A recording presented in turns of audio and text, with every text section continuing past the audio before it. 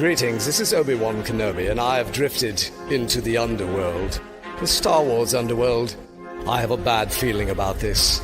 Here we go. We must go to the lower levels. The underworld. You've taken your first step into a larger world. You're after something. Ben. Since I've started the underworld, I've met so many great friends. Chris. I grew up in the 1990s, and mall packaging is nostalgic for me. Dominic. What I love most about Star Wars is that it's fun, and it's all-round good times. So, this is where the fun begins. May the Force be with us. This thing really moves! I like this! I can't believe you came all this way to see me. Why am I not in the intro? I gotta come up with a snappy line.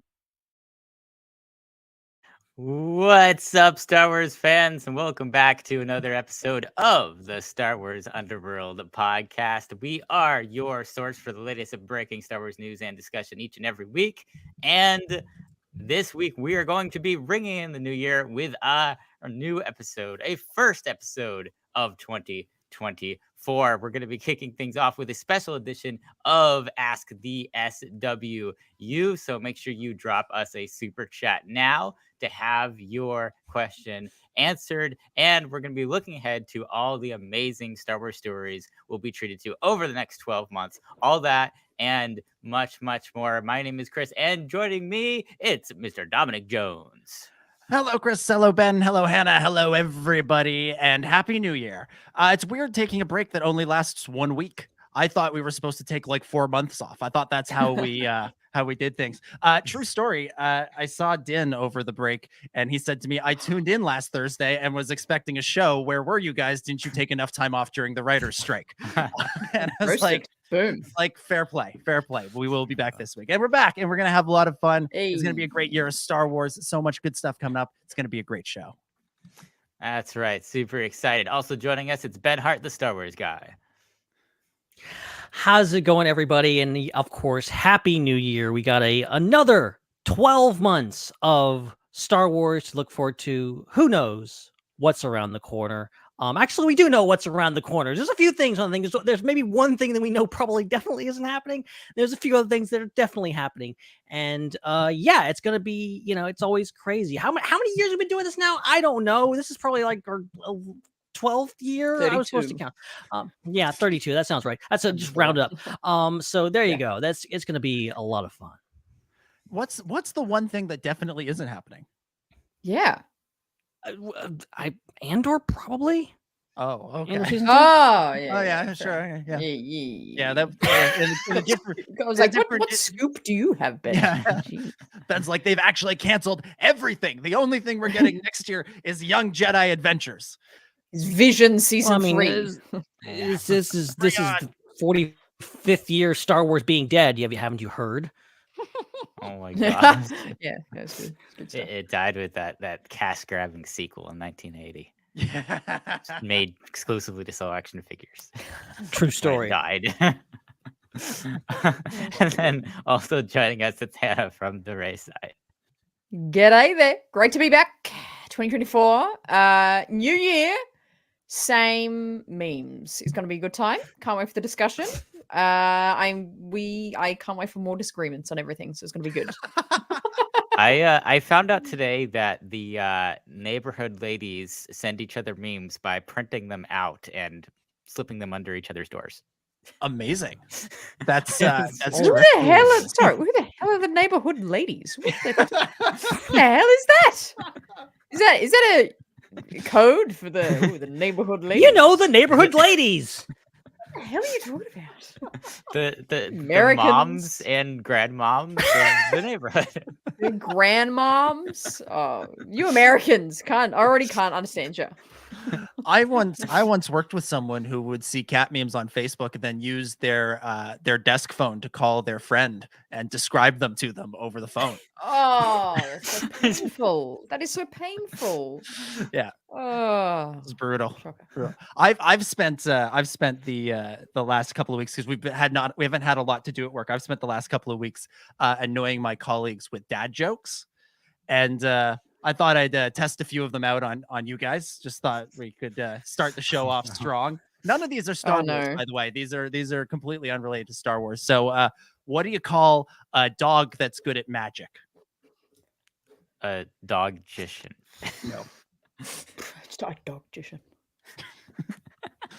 Abracadabra. Oh, you're so close. You're so Am close. I? Yeah, it's a labracadabrador.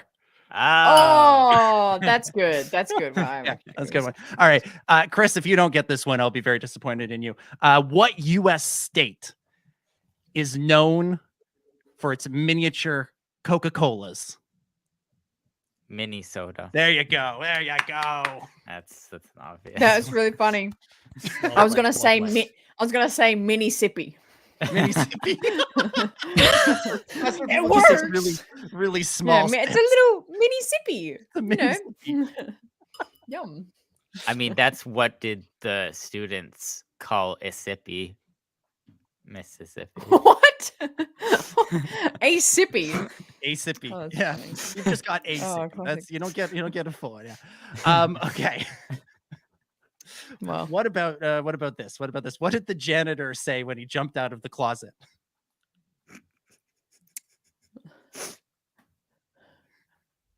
I don't know. I got I give up. nothing. Give up. Supplies. Oh, jeez. All right. God.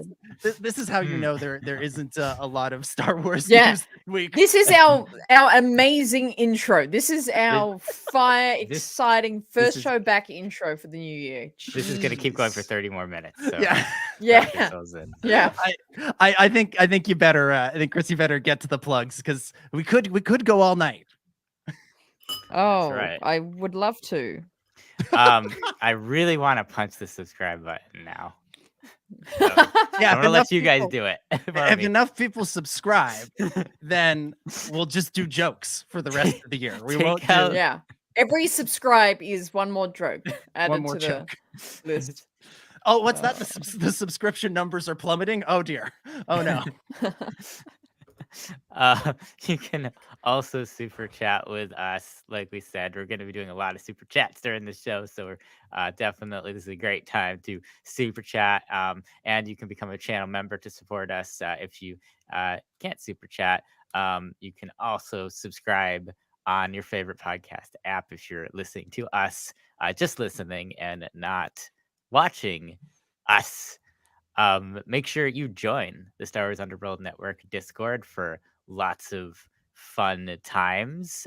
We've got game nights, we've got watch parties, general discussion all throughout the week about Star Wars and many, many other fun subjects. So check it out. And this Friday, we will be getting our epic Star Wars long form marathon, canonical story order marathon of these Star Wars films. We're starting with Tales of the Jedi, and at some point we will get to the Rey Skywalker movie. That's all I'm going to say. I don't know how long it's going to take us to get there, but we will be watching everything starting on this Friday. So definitely come hang out with us and watch some Star Wars. My question is, what is your criteria for canon? Because there's some things on Disney Plus that are questionable. Are you going to watch Young Jedi Adventures? You're already starting in the wrong place. Because those are chronological before Tales of the Jedi. Damn. Also, I brought this up with Joel when I was on Ion Canon earlier this week. What are you guys going to do when The Acolyte comes out? Because that's like the earliest live action thing. We'll just work it in. Start again. You just start over. Yeah. You're going to get all the way. Someday you're going to be like, you'll have watched The Last Jedi, and you'll be like, we're almost to the finish line. And then something is going to come out that's going to be, and then that's when the James Mangold movie is going to come out, and you're going to have to start all over again, and you'll never get to the end. Is that the goal here? Do I look like someone who has a plan, knows what I'm doing? Okay, so I think we just broke Ben. We're 4 days into the new year. Are you gonna watch the Ewoks show, the Ewoks movies, the Droids show? If Star Wars you go holiday on special. Wikipedia and it says canon, we will watch it. Okay, that answer the question. They're the arbiters. Okay. I feel like we're getting bogged down on the details here. Yeah, point is there's going to be Star Wars Marathon happening on the Discord over the next 5 years. So Gonna say? Yeah. does that mean I don't even know if the micro series is canon or not? I'm gonna have to look it up. I actually figure it out. don't know. I wouldn't be surprised. I don't think it either is. way. I don't think it is. But Either way, I wouldn't be surprised. Mm. Yeah, because like Asajj Ventress gets introduced like twice and with 2 different backstories. So there you go. something You going got on to do there. a drinking Canon game while you schmanon. watch, and take a shot every time Aura Singh dies. You'll be Oh, pretty no. drunk by the end of it, honestly. Oh, no. How about every time Shakti dies? That would be deadly. Yeah. Oh, yeah. Even more. That's even more hardcore. That would be pretty bad. Yeah, you got to include all the deleted scenes too. Of course. So yeah, all that's happening on the Star Wars Underworld Discord. The link is on the description. It's a lot. And make sure you also follow us on social media at the SWU and check out all the other shows on the Star Wars Underworld Podcast Network. That's the Raeside, Ion Cannon, Tales from the Beyond the Galaxy, Tractor Beam, and much, much more. And is there anything coming hot off the press for the new year? There is you've got. You can check out my 5 great stories from 5 great Star Wars stories from 2023. It's very long and very detailed. You'd probably think that word count should have counted for like top 20 instead of top 5. But if you've got, I think Substack tells you how long it should take somebody to read it. So if you've got 25 minutes to kill, go ahead and read that. The rankings may surprise you, or maybe they won't. I don't know. I don't know you. You could be true. You could agree with me. Could disagree. That's the point of doing these things. So yeah, subscribe there. Substack. What's it? DominicGJones.substack.com. Did you ever Have you think of considered calling it- releasing? Go ahead. Oh, I was gonna say, did you ever consider calling it hothofthepress.substack.com? I did, but I don't love that name, and I want to be able to change it. Aw. Have you considered releasing an audiobook version of these editorials? I think that's called a podcast, Ben. I think. Oh, really? Okay. I could sit there and read them to you. I could come to Mississippi and That'd just be read them nice. directly to you. They're not gonna be Hoth anymore after. Yeah, then they'll be he cold. reads them. Yeah. Be cold. Sounds It'll entertaining. be Mustafar off the press because we gotta go the opposite of what the word means. Exactly. Natural. I'll also just mention, I said all this already, but I was on Ion Cannon this week. Check it out. We talked about The Eye of Darkness, the first book of Phase 3 of the High Republic. Check it out. Awesome. And then finally, this is the most important thing. You can ignore everything else we said. The only thing you have to pay attention to is the fact that we have a Threads account, and you can find it by going to Threads and searching for the SWU. That's the only We just thing passed that's important. 3,000 followers on Threads. Keep it going. That's right. I didn't realize there Check were it out. 1,000 people on Threads. Yeah. Jeez. There are dozens of 3,002. us. There's 3,002, and we got to get those last 2 people those to last follow us, and then we have everyone on Threads following us. So All right. let's do this. Nailed it. All right, let's get into the news. Let's start with what do we want to start with? Let's start with something about last year. Let's start with the top streaming shows of 2023. This is according to who is this according to? This is according to Whip Media. Whip Media. There's some sort of thing, some sort of company that does analysis. They use the TV Time app to try and figure out what the highest or what the shows get the most viewership in the US. So this is US specific. It was reported by The Wrap. We'll put the graphic on screen that Whip Media put out there. You will see right there at number 1. Wow. The Mandalorian. Then there's a bunch of other shows that don't matter. Coming in at number 9, Ahsoka. So both live action Star Wars shows cracked the top 10 for last year. Wow. This begs the question of where the hell is season 2 of Ahsoka, and why has that not been announced yet? That's strange. Yeah, The seriously. amount of really popular shows that especially Ahsoka, I think I'm quite surprised. Not surprised with, because it was so good. The hype was really good. But like, there's some really popular shows on here. Like both Outer Banks, Ginny and Georgia, Sex Education, like all really topped Netflix, but yeah, Ahsoka is above that. That's insane. Yeah. Wow. Yeah, and I love it. Love talking about it just in the context of the Mandalorian, and also in the context of Star Wars fandom. Of just like I feel like after Ahsoka, everyone's like, "Oh, Ahsoka's great, Mandalorian." I'm not sure, and I'm of course thinking that because I kind of have that opinion.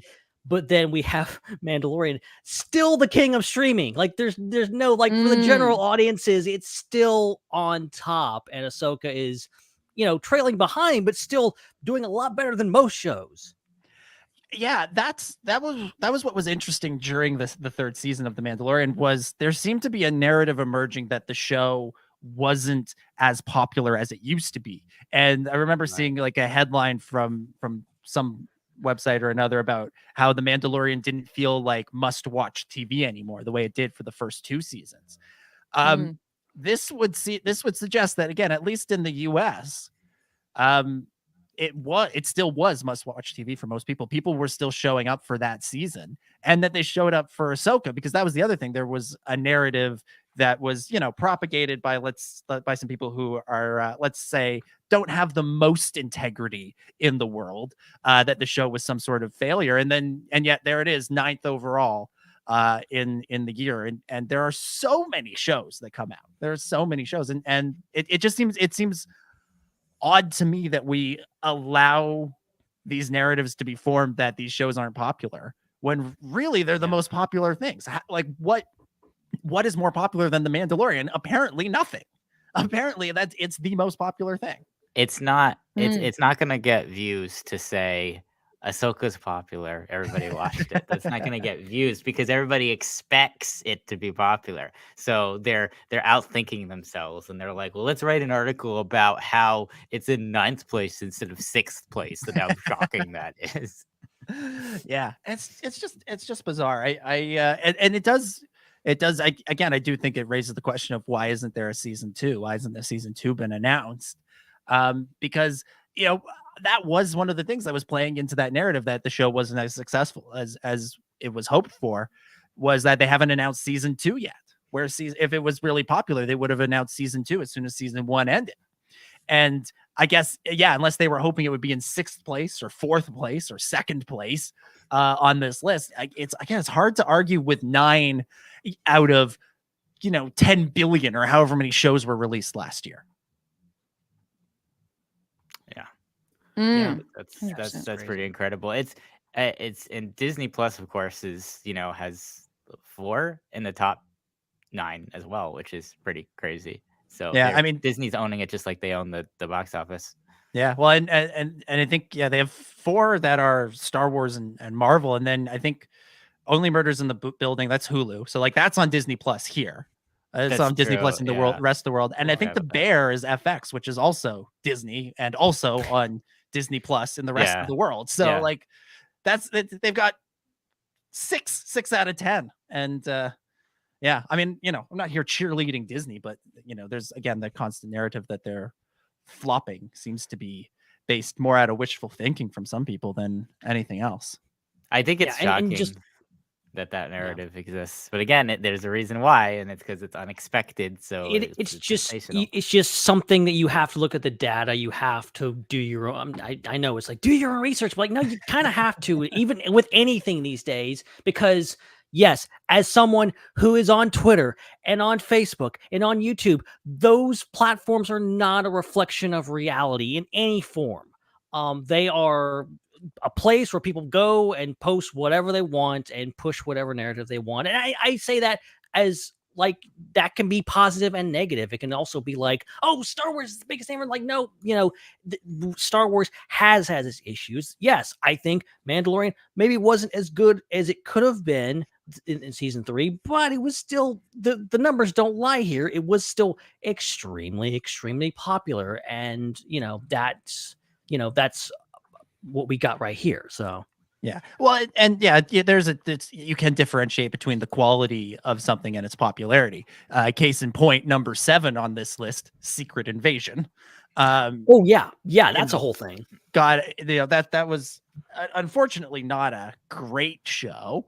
But a lot of people tuned in for it apparently. So I think it's fair to say, you can say, yeah, I thought Mandalorian season 3 could have used some rewrites. It could have used some more work, but instead, but at the same time, people still like the show. People are still interested in the show, and that's why they're making season 4. Yeah. And season 4 will go into production sometime this year. Yeah. So there you go. Number 1, number 9. Congrats to the crews of The Mandalorian and on that. Sticking in the kind of Mandoverse stuff, there's a lot of questions about what's coming down the line. Dave Filoni's been out there doing interviews and whatnot, and he's teasing, who might be the biggest foil for Grand Admiral Thrawn. This is what he said. He said his foil throughout Rebels was Hera. Pitting the two generals against one another is something I find interesting. It gets a lot of this quote got a lot of attention as being, Dave Filoni teases rematch between Hera and Thrawn and future of Star Wars Ahsoka. Wait a minute. Yeah. I mean, but that was, a plot line through season 1 was Hera's concern over, Thrawn's potential return. So, putting aside any history they have in Rebels, the two of them facing off against each other. I don't know. What do we think? What do we think of the idea of seeing these characters, as kind of the going toe to toe in some sort of future story, whether it's a season 2 or something else? I mean, that makes sense because no one else in the New Republic is gonna step up. Clearly, they all think it's all this is nonsense. So it makes sense. Yeah, and I the think fact that no, you go, Ben. You go. No, you go. You go. I need to be a I knew you were gonna do that. I knew you were gonna do that. I think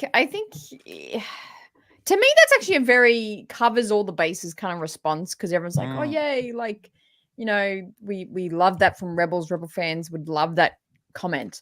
But I mean, realistically looking at, if we're getting the Heir of the Empire movie and we're getting hopefully a Ahsoka season 2.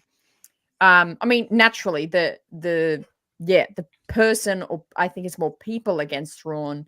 It's not just going to be like Hera is like the sole protagonist for Star Wars now. I think it's just like that was an answer that like, oh, she will be one of them. Like Hera's involved. She did a great job on Ahsoka.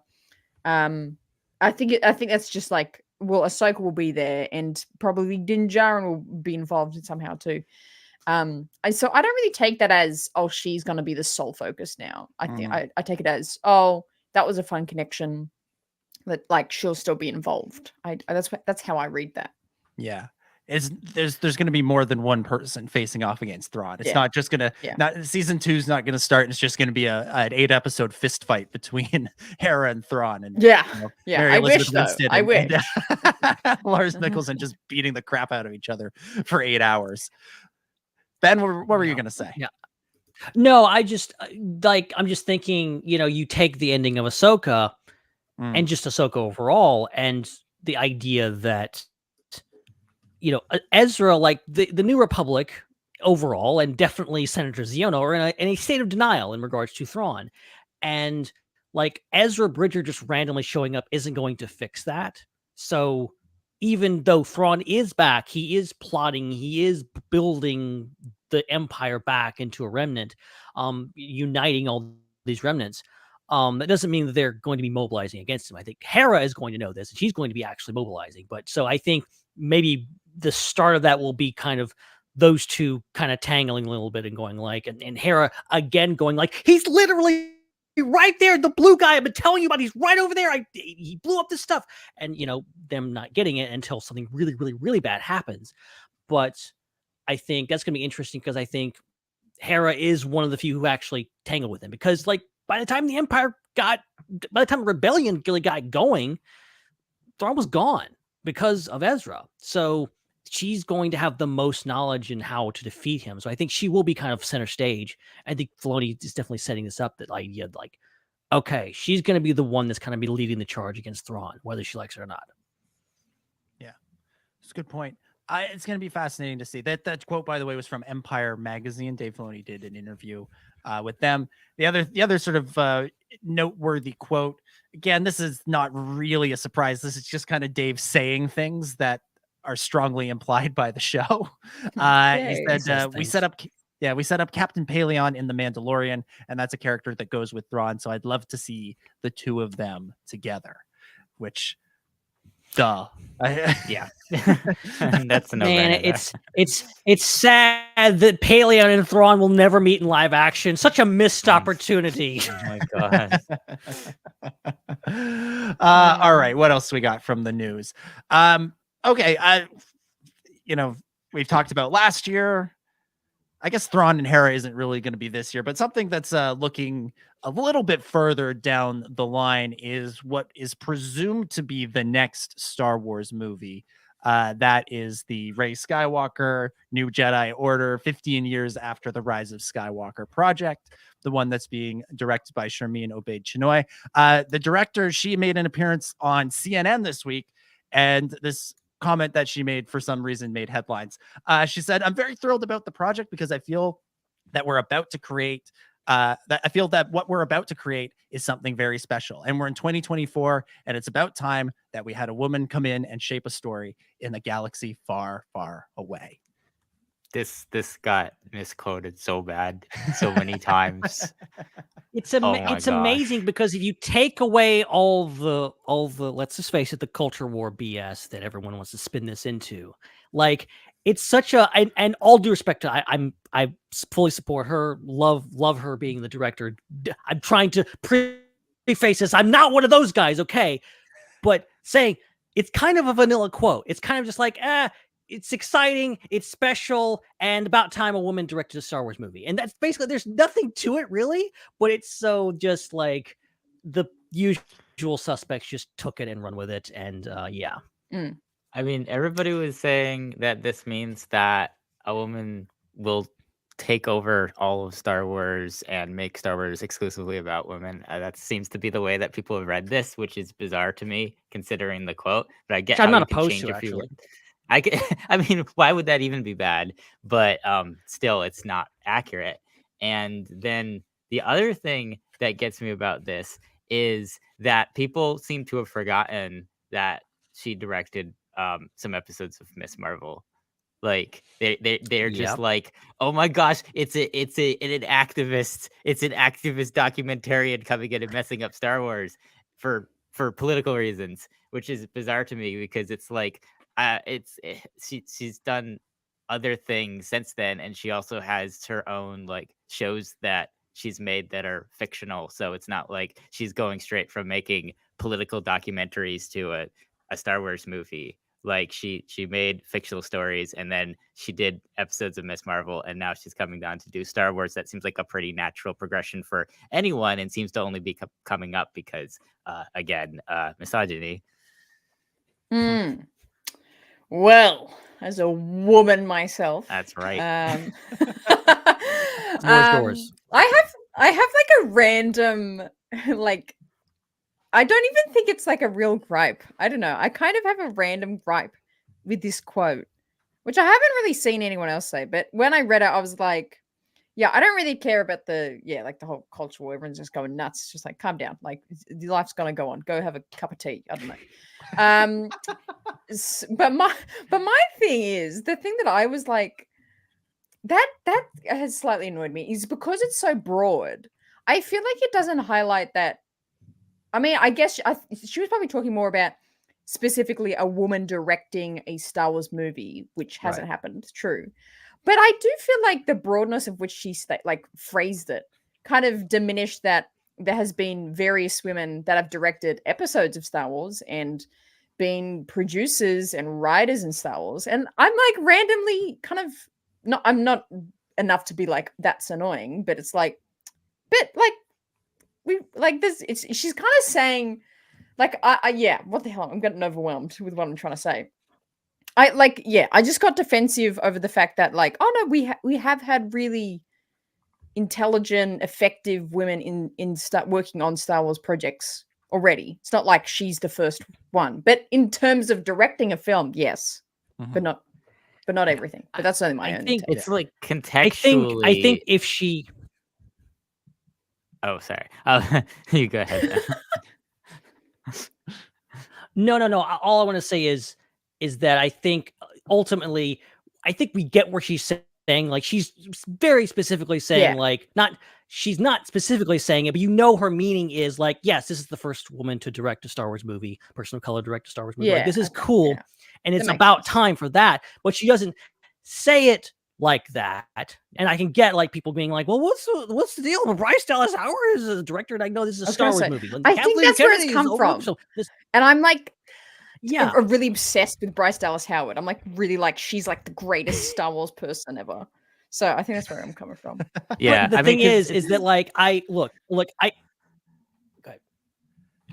Oh, sorry. What is happening today? How does this? How do people keep talking at the same time, and then everybody stops? I think at the same time, and then Ben has like a 3-second delay. I'm just not going to talk. It's possible. No, I'm sorry.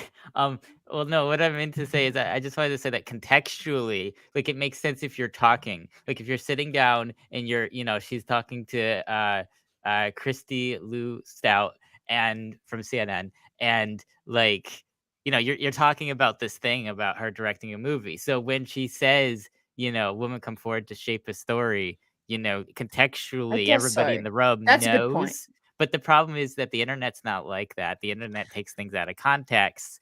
And so it's almost like you have to kind of know, you have to word everything very carefully. And so it's like, one, do you want to have to think about every word that you say and how it's going to be interpreted by the wrong people on the internet all day? No, that seems very exhausting. But at the same time, this stuff does happen, unfortunately, is sometimes things are not said in a precise enough a way for it to fully land correctly as a snippet. So it's kind of one of those weird ultimately it's like you're on, it's hard being on national TV. You're asked a specific question and you're like, having to give a precise answer and just saying the right thing. Not a lot of people can relate to that. I can actually, but not a lot of people can relate to that. Was Sharmina, were her eyes open during most of this interview, or did she do the Ben Hart and just go blink for the entirety of it? Oh, no. Yeah, I don't know. I didn't get a chance to watch the full interview, but she would have obviously done the eyes closed version. That's how the experts do it. But it's really hard sometimes to say what you want to say and not make people angry sometimes. Can I say too, like the one person that I think always gets too much hate, of course, is Kathleen Kennedy. And one thing I want to bring up, because I remembered this very, very clearly when this article came out, and I was reminded about Sharmina, but it's been kind of out of the news lately.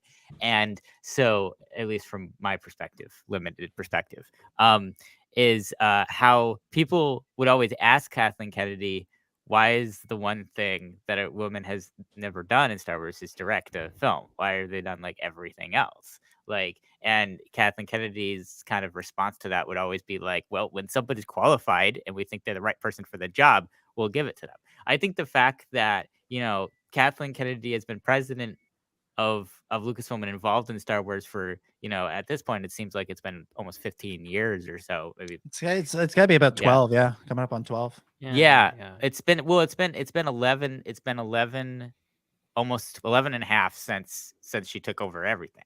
Yeah. So, but then she was involved in Star Wars prior to that as well. She didn't come in with Disney, which I think some people get confused about too. But she was there first, and George Lucas headed her to kind of do day-to-day operations and such first before the Disney takeover.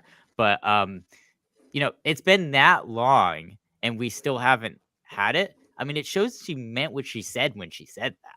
Like, if Kathleen Kennedy wanted a woman to direct a Star Wars movie just so a woman would direct a Star Wars movie, it would have happened a very long time ago. So she was not BSing when she said the person has to be qualified. I'm not going to choose someone just because of their gender. So to me, that just proves right there that anybody that is accusing Kathleen Kennedy of the mythical reverse misogyny of this situation, like, is totally incorrect, because you know, I mean, clearly Sharmina Benchenoy is qualified to do this job, and clearly it's fantastic that she's a woman, and it's fantastic that she's most likely going to be the first woman to direct a Star Wars movie. But it has nothing to do with her gender. It's because she's qualified to do it. So people blow my mind, but again, the internet is not real life, as Ben said. Yeah, I'll be honest. When I first saw this quote, I didn't think anything of it. I thought I wanted to throw it into the pile with all the Taika Waititi quotes that we've gotten in the last few years, where it's just like, I'm working on it. We're getting there. We're doing stuff. The movie's happening. Eventually, we'll get there. And then everybody, then it got turned into a whole thing. But it just, to me, it was just, to me, it seemed like such an innocuous quote, but people want to imagine it's out of proportion. Imagine if she said she was going to ruin Star Wars instead of Taika Waititi. Yeah, there's a guy running around saying I'm out there to ruin. But it's which ruffled some feathers, to be fair. But yeah, at the end of the day, I don't think I think in the context in which she was speaking, I don't think she intended to take away anything from what anybody else has done. And I think it's just sort of a general statement about Star Wars movies. And really, I cannot believe that, I can believe, but it always sort of boggles my mind a little bit that something such an innocuous can turn into just indefinite amounts of discourse. And it's, if we want to talk about though, like, making sure that the contributions that women have made to Star Wars is something that's, talked about. Now that George Lucas no longer has anything to do with Star Wars, maybe Kathleen Kennedy could talk a little bit more about Marsha Lucas. That would be a good idea.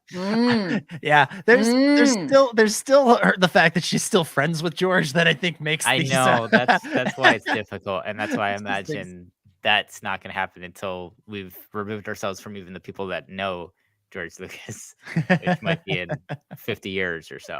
But yeah, at some point, they'll acknowledge the fact that she had a lot more to do with it than people are led to believe.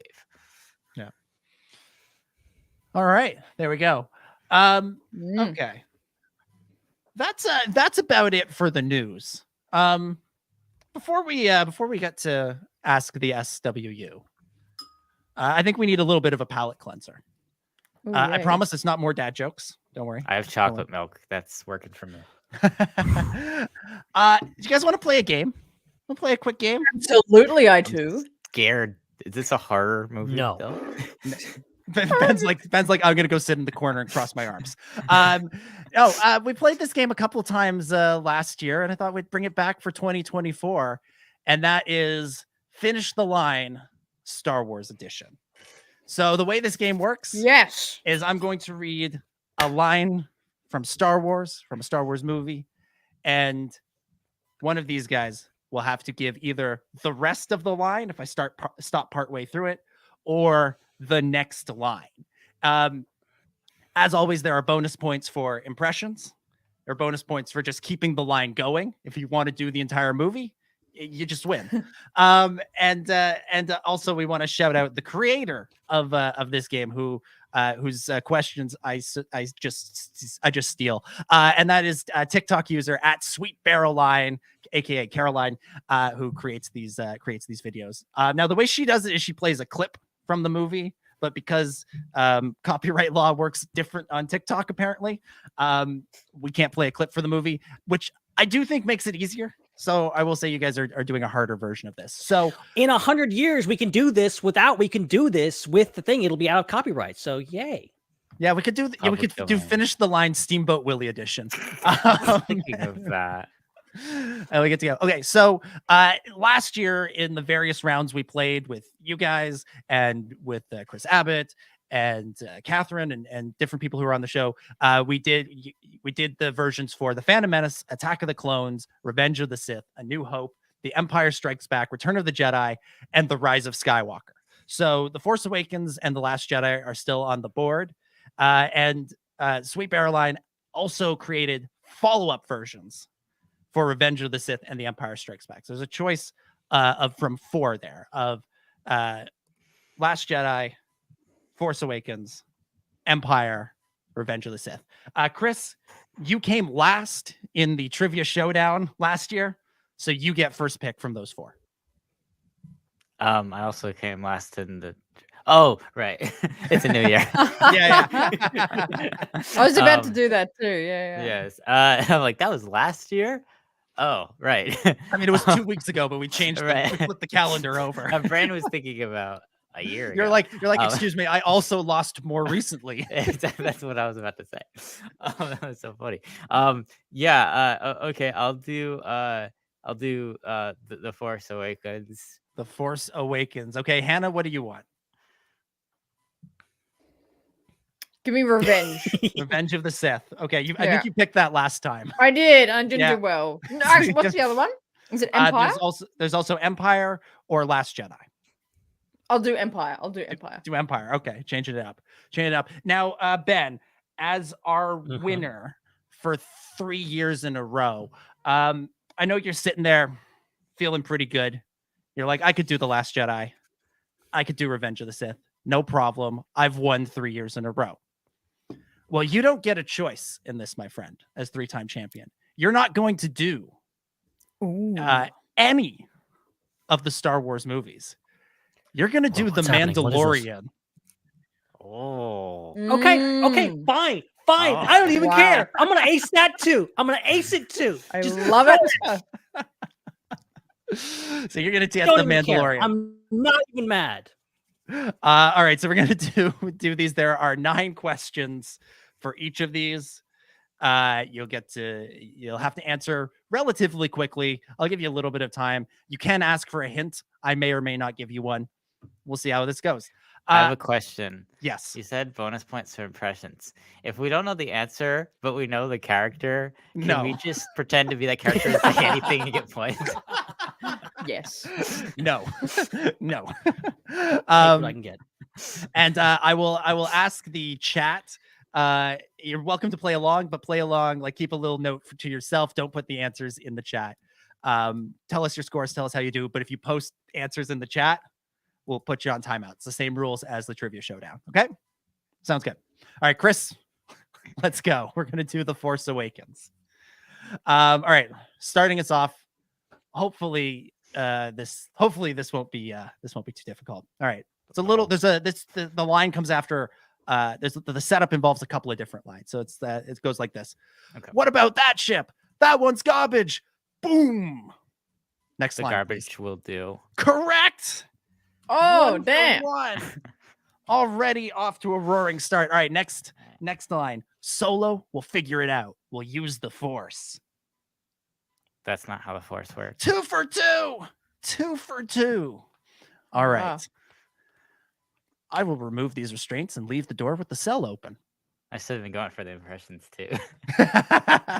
I'm not good at impersonating Harrison Ford, though. So yeah. I'd embarrass myself. I will remove these restraints and leave the cell with the door open. So I'm going to start the countdown. 4. I will remove these restraints and leave the cell with the door open. The next line was, and you'll drop your weapon, and I'll drop my weapon. Oh, I forgot that was first. All right, next up, no matter how much we fought, gotta get the second part of the line. How much we thought. We still loved each other. I don't know. I can't remember what you said. That's sort of the spirit of the line. Yeah. I've always hated watching you leave. Oh, yeah. I remember the moment. Yeah. If you don't get this one, we will kick you off the show. I don't know. I wouldn't put anything past my memory. Chewie. Oh, we're home. There you go. 3 for 5. 3 for 5. Pretty good start. All right. I'll show you the dark side. You may try.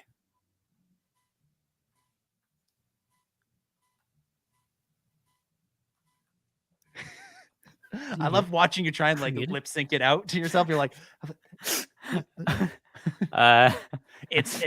the person Hint. like hint. Okay, so the person who says "you may try" says the rest of the line. But I have the light side, fool. That's it. Spot on. 10 out of 10. Boom. Nailed it. The rest of the line from Lore Santeca is "you may try, but you cannot deny the truth. That is your family." Oh. All right. Not a very often quoted line. No. That's one Not of the his famous harder line. Not his What most are you famous talking line. about? I have it on a t-shirt. It's on the back, so I can't. I usually don't. Oh, yeah, what does it say back there? Never read it. Right. On the front is the more famous line. What is Lore Santeca's most famous line from The Force Awakens, which is, of course, anybody? This will Bueller? begin to make things right. That's just so just the first line of the movie. Or she's royalty to me. There you go. That's what Those I was ones are a going lot more famous. Okay. All right. How about this one? "I'm breaking you out. Can you fly a TIE fighter?"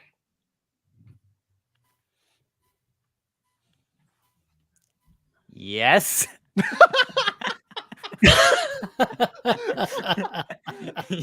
Good guess. That's how I would respond. I like it with just sort of the slight question mark at the end. Yes. Maybe. Which is also the essence of the scene.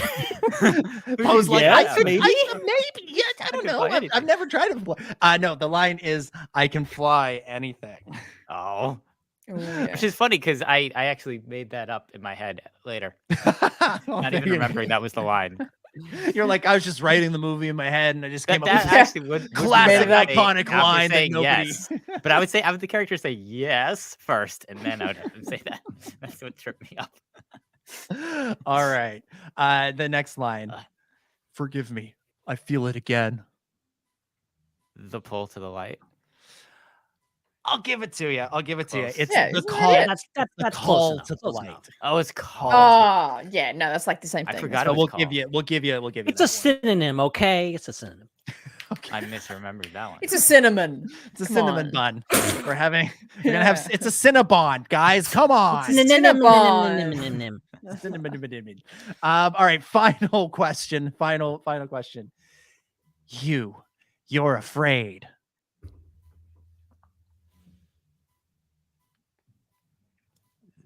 That you will never be Darth Vader?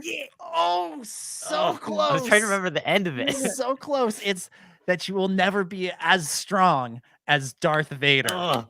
Oh, I'll give you 0.5. Yeah, I was like, I remember. Yeah, I yeah, remember that's a the half. essence of the Most of it, line. most of I it. remember the essence of it, but I can't remember the exact wording. All right, let's see. You got 1, 2, 3, 4.5 out of 9. A strong start. Half. Strong start. Yeah, you got half, 50%. That's because I only watched half the movie, apparently. Yeah. All right. we're going into question Backwards mode. mode, Hannah's got the hat backwards, the chair backwards. The... Oh I don't man. know what's happened. You're like an overeager child in a 90s movie. You're like, let's go teach. I could do Let's this. go.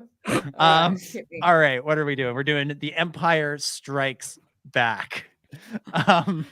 Okay, hold on. Okay. All right. Okay, yeah. Okay, here we go. Here's the first line. The first line, which I'm realizing I've written down wrong. If you get it wrong, you might get a mulligan. All right. Okay.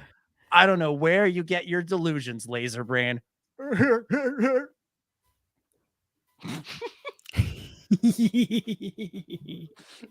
might be the worst impression of any character I've ever done. Those were, just to be clear, those were two different characters talking. I don't know where you get your delusions, laser brain. I don't know if the impression helped or hurt you. I can't. Yeah. So are you saying that Chewbacca says something after that? Chewbacca kind of laughs.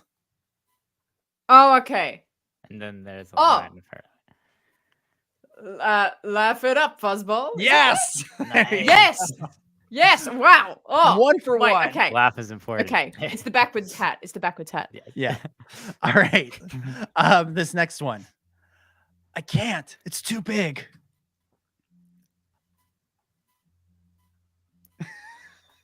Think. Wait. Shh. Oh, yeah. Hang on. Hannah thinking is far more entertaining than you thinking, Chris. Hold on. I'm scared. I got it. Oh, Yeah. I'm scared that this isn't it. Okay. But it would be weird if I don't get if it is it. I don't say it. Okay. Okay. Sorry. What was it? I can't do it. It's too big. Yeah. Can't do it. It's too big. Is it do or do not? There is no try. No. Damn it. It's another classic Yoda line. Size matters not. Look at me. Judge me by my size. Do you? Size? Because I was like, there's no try in that sentence. Okay. Yeah. I was gonna guess that is why you fail. That must have come somewhere else. Yeah, that would have been another good one. All right, we've got all right, here's this one. You can destroy the Emperor. He has foreseen this. It is your destiny. Join me. Now finish the line. Ooh, this is tough.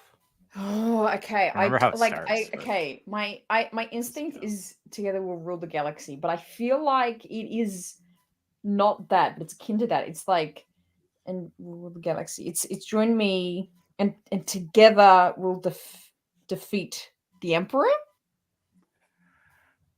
It's you're close, but no. It's and together we can rule the galaxy as father and son.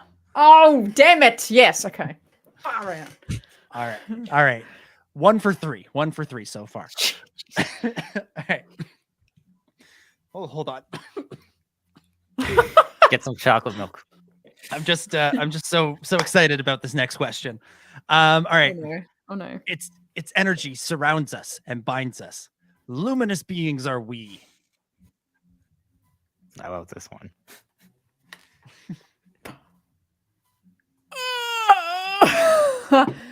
I'm sorry, the answer is not. Luminous beings. Oh wait, what? Say it again. The line is, its energy surrounds us. Luminous beings are we. Far out. That would be funny if that was funny. Yeah. That would be amazing. It's like such a used line. Like I can visualize it. Luminous beings are we. That's like, is that the sound of what he says? Yeah, that's it. Is the Muppet version boop boop boop boop boop?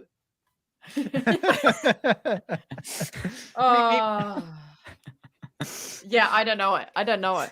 The full line is, its energy surrounds us, binds us. Luminous beings are we, not this crude matter. Is it crude matter? I was like, it's like, I like that line. It's not this worthless matter or something. Yeah. Okay, sorry. Crude matter. All right. This is another one with a lot of setup. Come on. You're imagining things. Am I? Then why are you following me? Afraid I was going to leave without giving you a goodbye kiss? I love this one.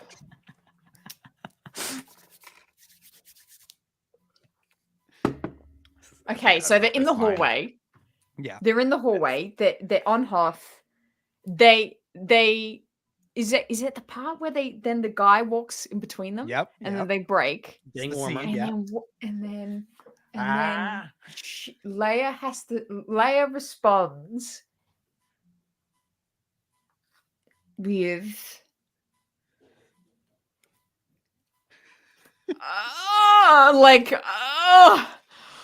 I'd sooner kiss a Wookiee. There you go. Yes. There you go. Was it really? I'd just as soon kiss a Wookiee.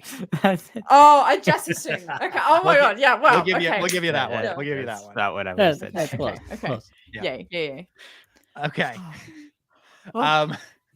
Here's a hint. Same two characters. Okay. The Empire's still out there. I don't think it's wise to. No time to discuss this in a committee.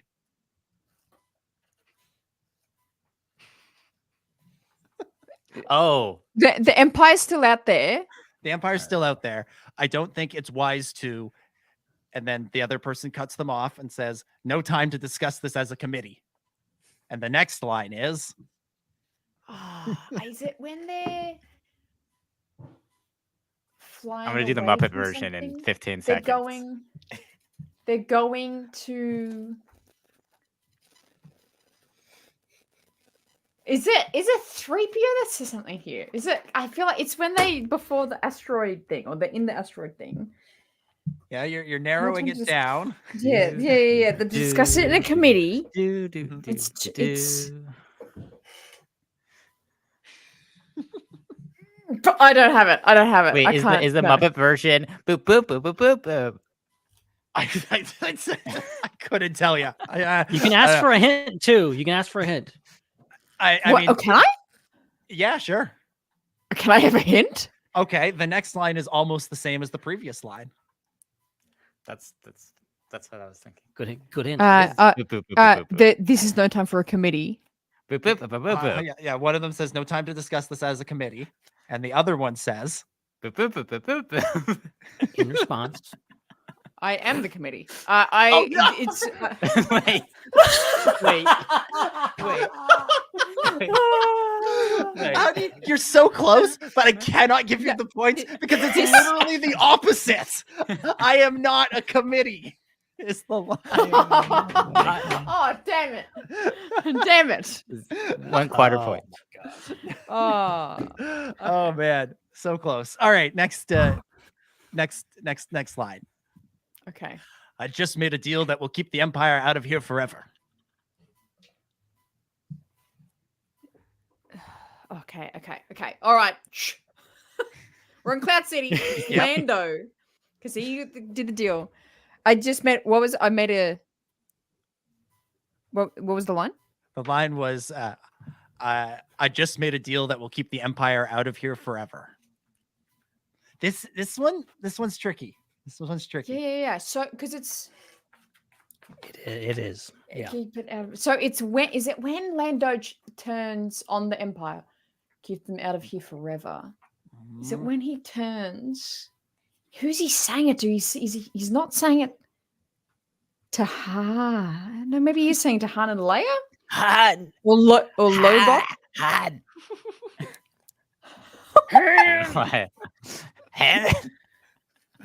I don't know why. Is that a hint?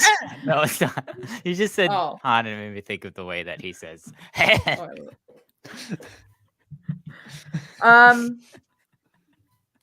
It's not but this because this is after he's like, this deal is getting worse and worse all the time. Yeah. It's after that because then this is when he's Is it? changed and Is it? Uh-oh. Is it? Wait. But isn't this Is when he's it? like, Is it though? that doesn't even make grammatical sense. Like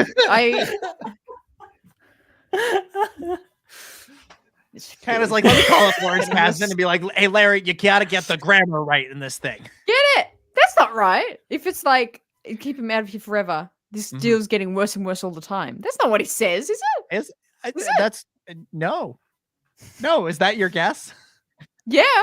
No, wrong. So this one's tricky because Lando this is says, bad to figure this out. I've just made a deal that will keep the Empire out of here forever. A door opens. Darth Vader head of a table. Han Solo takes out his blaster, starts shooting, and the next line is Vader saying, "We would be honored if you would join us." Oh. That was not connecting in my brain at all. I missed the Vader line. This is one where if you were watching the clip, you probably could have gotten it because there's a lot more context clues than me where they trying are, to do a Billy D impression with no other context. That's tricky. I love it. All right, next one. Only two to go. Stop going. Oh, You don't know how to fix the hyperdrive? Chewbacca can do it. I'm standing here in pieces.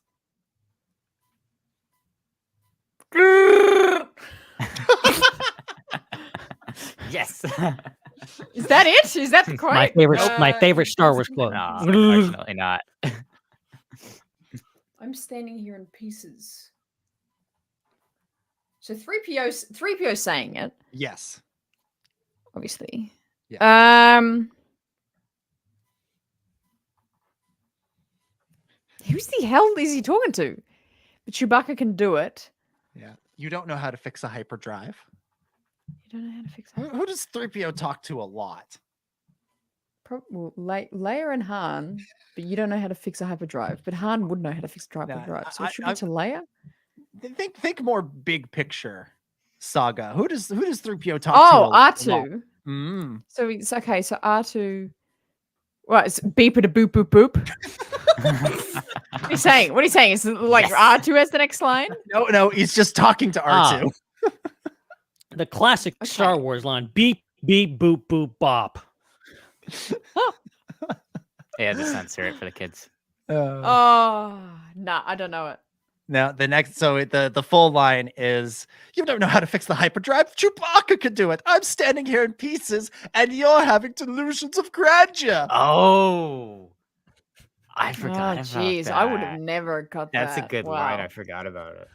Also, the phrase "delusions of grandeur" comes up in 2 Star Wars movies in a row, because 3PO says it in this movie, and then Han says it in Return of the Jedi when Chewbacca's like, combing his hair and he's like telling him what Luke's been up to and stuff. Right. Was that like a phrase that people used a lot in the 80s?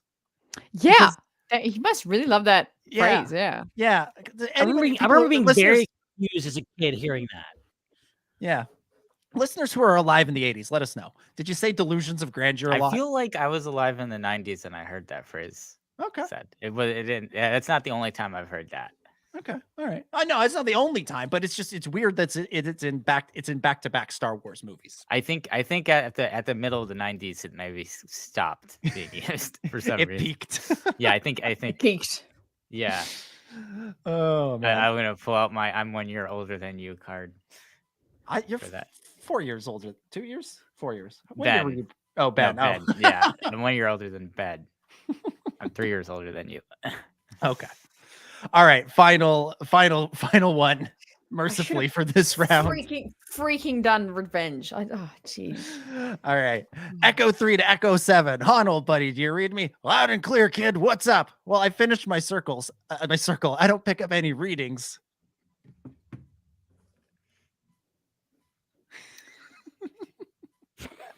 Oh, circle back round. It's like okay. He's on the Tauntaun. Yep. And he's like looking out. And he's like, yes. Jeez, that was a good and impression. he's like got the thing, and he's like, and Luke's like looking out, and he's like saying it back. What's the final few words of that line? So, yeah. Someone says, well, I finished my circle. I didn't pick up any readings. Did you pick up any readings? It's like about heading back. It's like is it pick up any readings? Or maybe Han says, "Come, like I'm gonna head in now." Or is it Luke that's like? Yes. S3. I'll head back. I'll see you there or something. It's like see you at home. See ya, yeah. See. All right. I'll see. Oh, see you later, alligator. Is it the probe droid? Is it the probe? It's like I'm just this one last. This last probe. There's something. There's a meteorite, and I'm just gonna check it out or something. You've got the next line. Oh, okay. Oh. The correct answer, and again, I remind everybody listening live, please don't post these in the chat. Is there's not enough life on this iceberg to fill a space cruiser. I'm heading back. I completely forgot that line existing. Dang. So Hannah, that was a tough round. That was a tough round, but you came away. Yeah, you came away with 2 points. You came away with 2. You can rub them together and make more points. Out of 9. Hat's going forward. The hat's going forward. All right. Shame. Ben Hart, the Star Wars guy. 3-time Star Wars Underworld trivia champion. Not gonna tackle one movie, but rather 2 seasons of a Star Wars series. Just 2. There's nothing from season 3. And there was one from the Book of Boba Fett, but I cut that one. So you've got 9 questions from season 1 and season 2 of The Mandalorian. Here we go. Question 1. We have you 4-1. I like those odds. Nailed it. 1 for 1. Is the world more peaceful since the revolution? I see nothing but death and chaos. This might be my favorite one in the entirety of the quiz. Might be my favorite one. I don't need any hints. I know the scene. I know everything. Give me the line again. Is the world more peaceful since the revolution? This is a terrible Werner Herzog impression. I see nothing but death and chaos.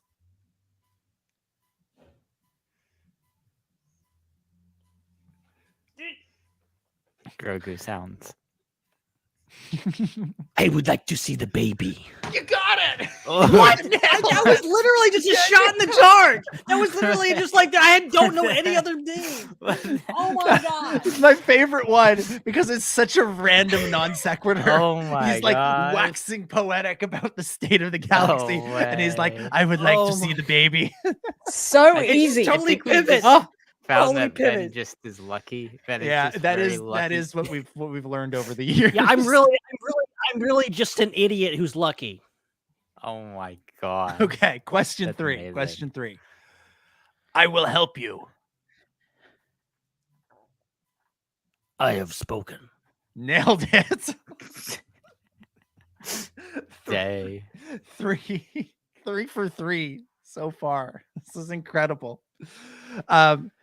You may think you have some idea what you are in possession of, but you do not. Soon he will be back with me. He means more to me than you will ever know. Nailed it. Hey. 4 for 4. Yeah, Now- wow. Now, Ben, for just for Sith and giggles, who was saying that line? That was Din Djarin.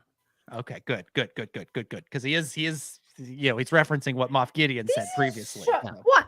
You thought you were giving Ben a challenge with the Mandalorian? The Yeah, hell maybe I is should have given him the going on? Empire. I've quiz. only seen every Dan. episode like 10 times. So Oh Jeez. my god. Okay, how about this one? You have earned your signet.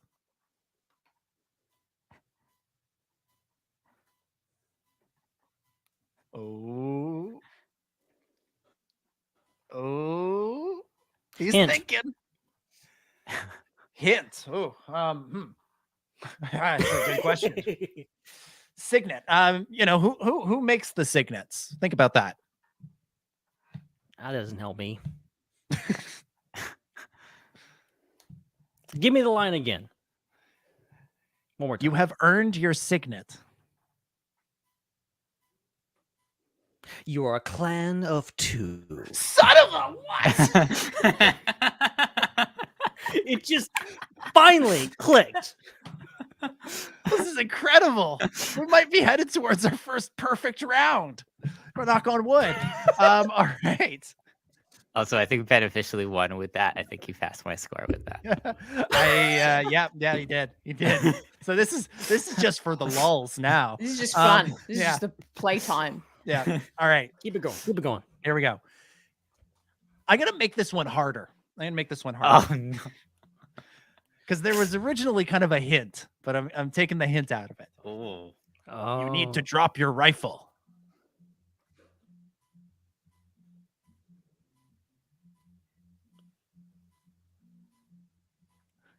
Ooh, he's thinking.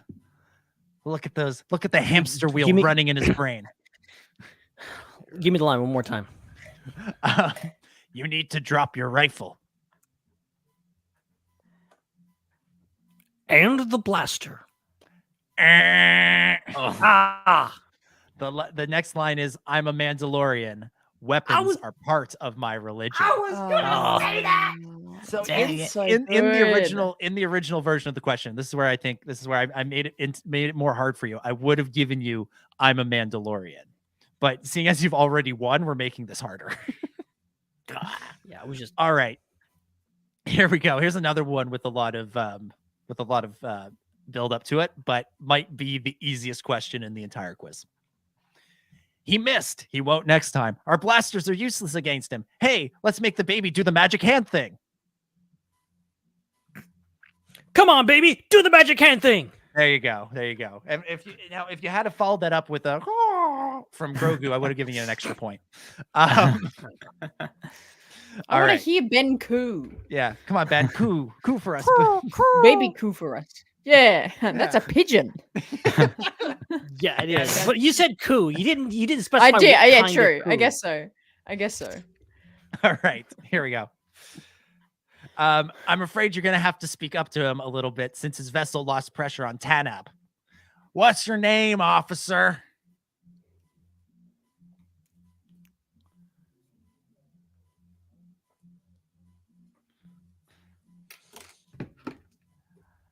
Yeah, like All right, give it to me one more time. Give it to me one more time. All right, I'm debating whether I can try this accent. I really can't. I'm afraid you're going to have to speak up to him a little bit since his vessel lost pressure in Tanab. What's your name, officer?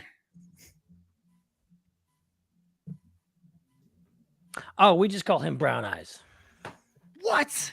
Oh my god! Wow. That's right. Are you That's serious? right. You nailed it. Damn. I was trying to say.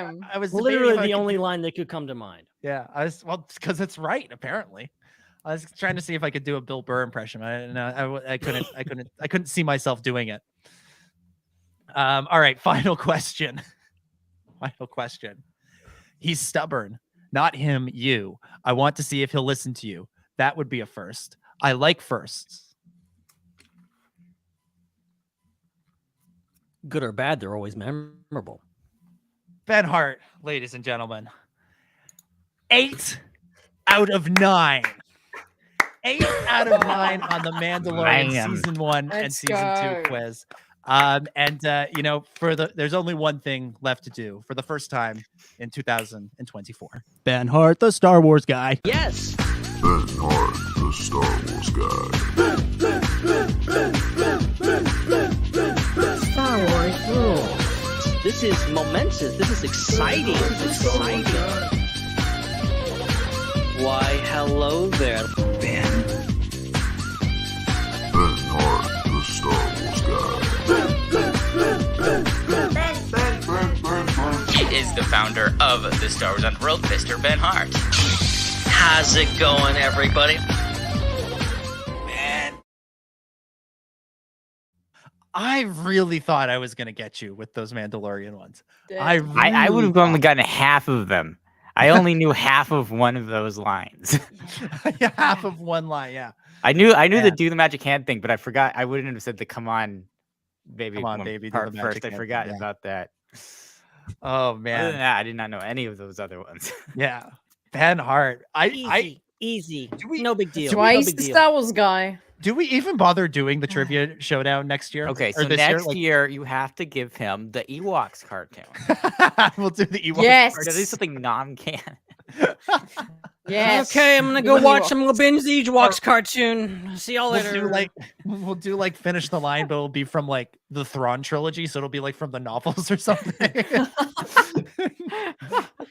Hey, I've read those twice. Okay, so you're not gonna get me there either. It was so artfully done. That's the only thing I remember. Yeah. Oh, incredible. Bravo, Ben. Bravo. All right, let's get to Ask the SWU. We solicited questions from folks for us to discuss on this week's show, on the Discord, and on various other social medias. And we will start with this one from Can't Stop Serenity 97, who submitted their question via Threads. Yes. Oh, wow. So submit your question Yes. via Threads. You get first crack at the answers. That's how you do it. All right. Who would you like to see score the Rey movie besides John Williams. So John Williams made a bit of headlines this week when he said he was unretiring. Yeah, Like, that's if a the big story. Yeah, like if the right movie came along, he would go back to it. And I think, I think if they asked him to do another Star Wars movie, I think as long as he's, physically able to do it, I think he'll do it. But if someone else were to take up the mantle of like a very specific saga continuation, who would you want it to be? Mm-hmm. What are we thinking? I have one answer and one answer only. Mm-hmm. And I mean this with my whole heart. Yeah. I think it should be Taylor Swift. I really do. I want to see what she can do. Yeah, give her She hasn't done. a score of a movie. Let's do it. Come on. Yeah. Why not? Do it. Why not? It would guarantee it'd be the highest grossing Star Wars movie of all time. all the Swifties would be out. We'd have Star Wars. We'd have Star Wars friendship bracelets. It'd be great. Exactly. Oh, perfect. But my probably real answer. I forget a person's name, so someone else answer, and I'll Google this person. Hang on. Okay. Chris, Ben, you guys have answers? I've said this before, and I'm gonna say it again. Clint Mansell.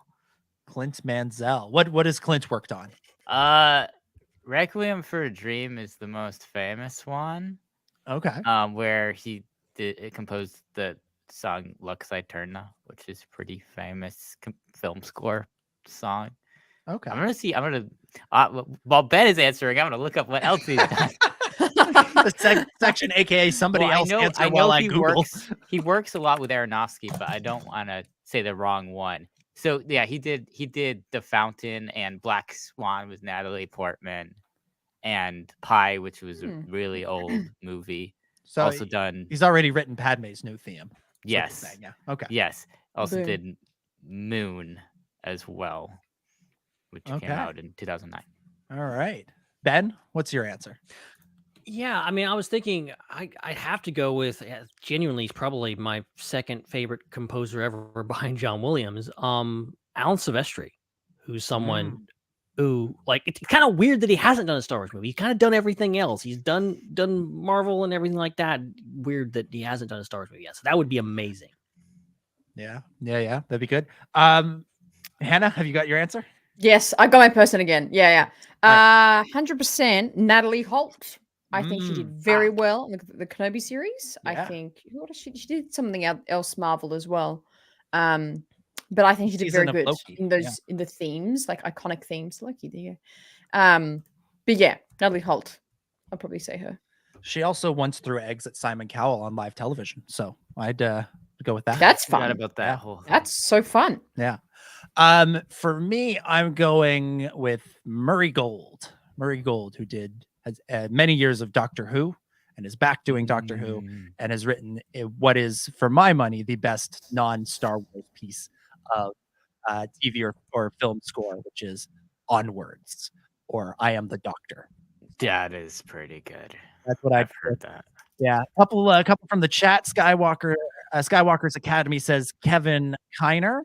Dan, yeah. I mean, I wouldn't say no to that's the most obvious choice. Yeah.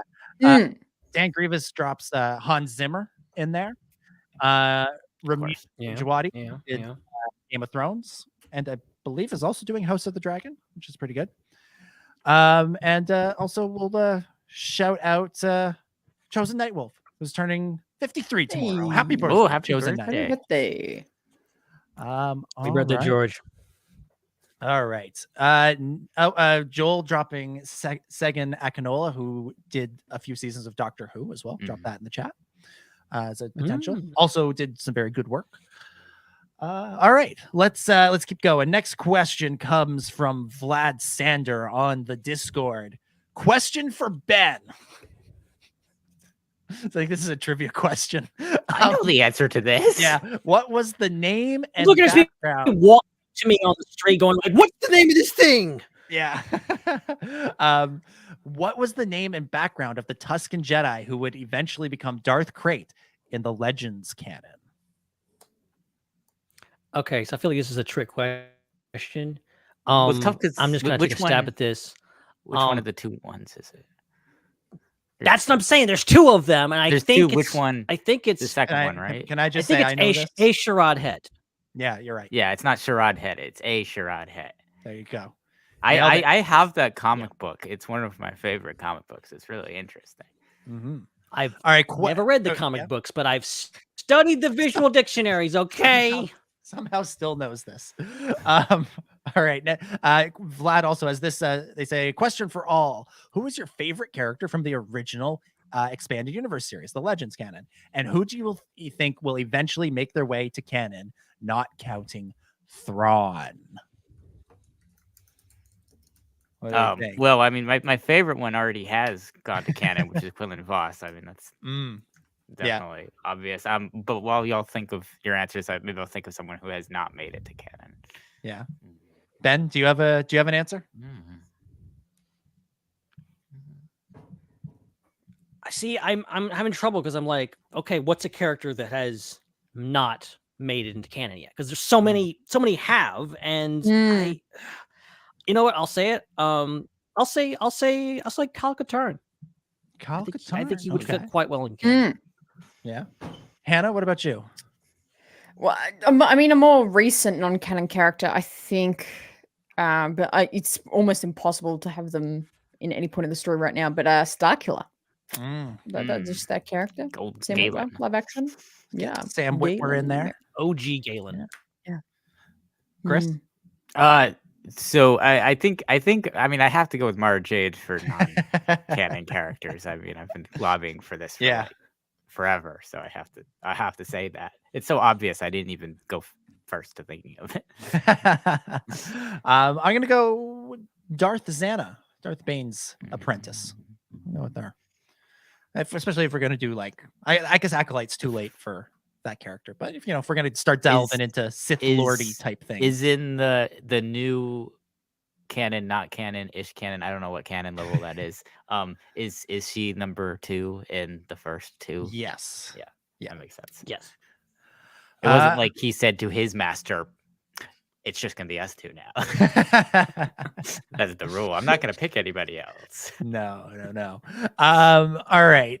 Excellent questions, Vlad. And people feel free to try and stump Ben. Maybe that's what we'll do a segment from now on. That one was not good enough because I knew the answer. And if I know the answer, it's definitely Ben will know the answer. Yeah. So you guys gotta step your game up for next week's edition of Darth Crate is when it comes to EU, that's a very well-known I feel like character. What you guys don't realize is that for the past 10 years, I have been sitting here absorbing all of your Star Wars knowledge, and taking it away from you.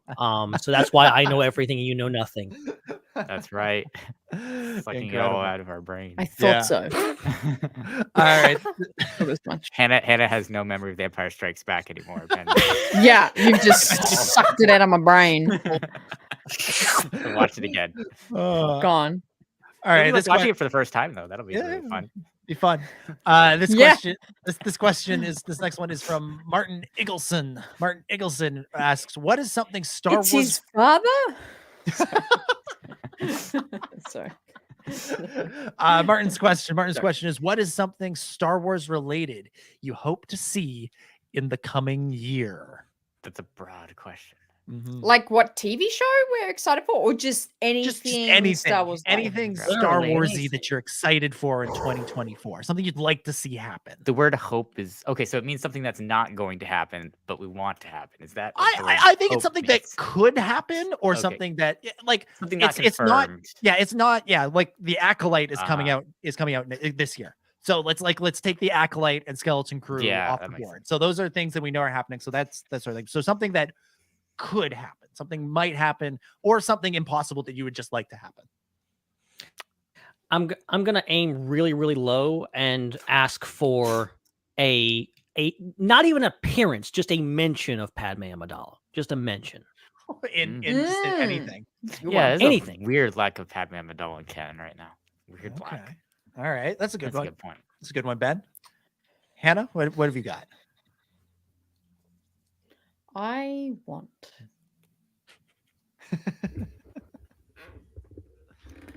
want Battlefront 3 to be announced. Not actually, no, not announced even. They're like, we've done it secretly and finished it secretly. It's coming next Monday. I want that. Yes, excellent. That's what I want. Battlefront 3. Battlefront 3, some kind of future for the Battlefront franchise. Chris? The same thing, but it's a Star Wars movie. I just announced that secretly we've made a Star Wars movie. It's coming out next month. Imagine. See, I was thinking along those same lines, Chris, but I was aiming much, much lower. I was like, I'd like to see a set picture from a new Star Wars movie. Yeah. I want cameras to be rolling. I want cameras rolling on a Star Wars movie. They can start filming on December 31st. I don't care. Just start rolling on a new Star Wars movie this year. Heck yeah. I want Sharmeen Obaid-Chinoy or Dave Filoni or James Mangold or Taika Waititi. I want someone sitting in one of those cloth chairs with their name on the back with an old-timey megaphone going, and action. And then I want a Star Wars to start happening. That's what I want. We're 1 year away from me actually being excited if they announced that M. Night Shyamalan was making a Star Wars movie. Biggest tweet. I'll take anything. I'll take anything. Oh, jeez. All right. Those are our hopes. Good question, Martin. Good question. This one comes from Giltzer10, who says, I know I'm too late to ask a question for this week's show. So I guess this was submitted for last week, the last show. But what's the one Star Wars character you wouldn't want to get into a fist fight with? I'm thinking Chewie or Zeb. Yeah, who do you not want to fight? A lot of people on this list. I think, not the character that I think I could take in a fight. The character that I think would kill me. Yeah. There's not many. There's not many for me. There's one. I think most for me.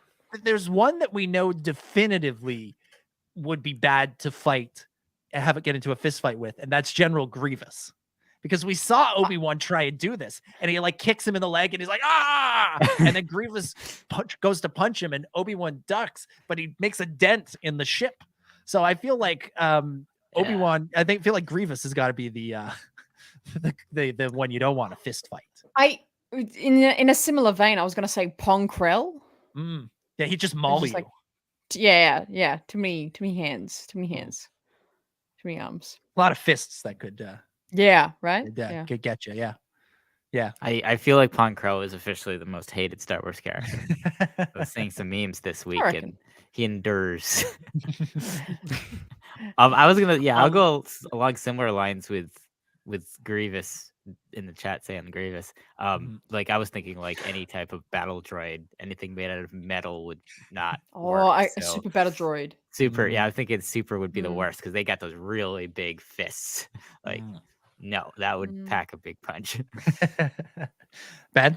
I'm thinking, since it's in his name and this can't end well, I would not want to get in a fight with Therm's Scissor Punch.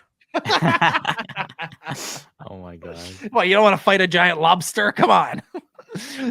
Therm's Scissor Punch. Does not scissor and punch. No, please. Yeah. To Joel's question in the chat, I would happily defeat not even happily, but easily defeat Palp in a fist fight. So, like, Hannah, what you're saying is you would just stopped Order 66. I could have stopped it if I was there. You would just beat up an old man, because presumably he's not going to have this like horsepower. So he's just an old man now. You're just like, you're going down, weak. What? Well, hey, Order 66. This. Okay, Anakin. Like, he's not an old man. Jeez.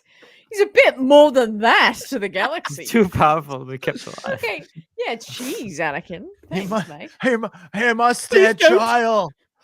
I need He's help. too dangerous to be kept alive. Oh, I should have freaking done Revenge of the Sith, damn it. Don't start thinking about it, Ben. We'll start stealing your memories of I know. He'll Mississippi out of my brain. Put some tinfoil on your hat to protect your brain.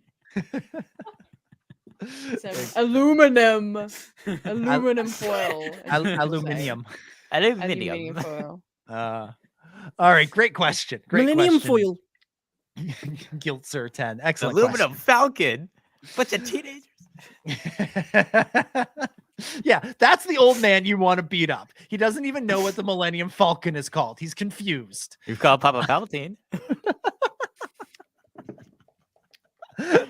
So good. Incredible. All right. Next question. This one comes from Dr. Hugh 17. Dr. Hugh says, welcome back and happy 2024. I hope you all had a good Christmas and a new year. And a good new year. Not just a new year. We all had a new year, but I hope you had a good one. Did any of you receive any Star Wars gifts over Christmas? If so, what did you get? I got some Santa Star Wars comic books, the trade paperback release of Hyperspace Stories Volume 1, a Y-Wing t-shirt, and the Dawn of Rebellion visual guide. That one right there. That's what I got. Chris got socks. Hannah got the Ahsoka T6 Lego shuttle, which I also got because yay. Yeah. Ben has left, so we don't know what he's gonna get. I presume he just got a big jug of barbecue sauce like he always He just does. got the actual Millennium Falcon. Yummy. So he's going out to fire it up right now. Yeah. The My cousin gave me a bootleg version of a I have Ponda an answer. Baba minifigure, Lego minifigure. So that was fun. Ben, what'd you get?